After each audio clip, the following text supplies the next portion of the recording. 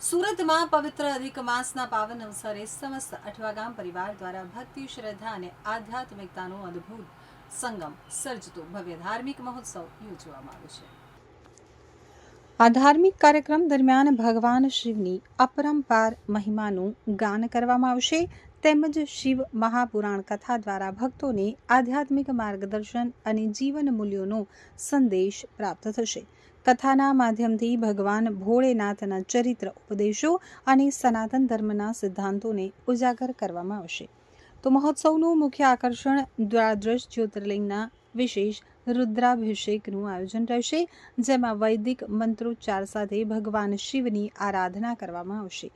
આ પવિત્ર અનુષ્ઠાનમાં મોટી સંખ્યામાં શ્રદ્ધાળુઓ ઉપસ્થિત રહી ધર્મ લાભ મેળવશે અને ભગવાન ભોળેનાથના આશીર્વાદ પ્રાપ્ત કરશે.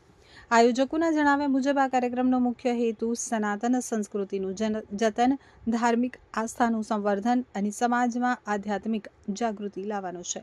ભક્તિમય વાતાવરણ વચ્ચે ધર્મ, ભક્તિ અને સેવાનો સંદેશ જન સુધી પહોંચાડવામાં આવશે.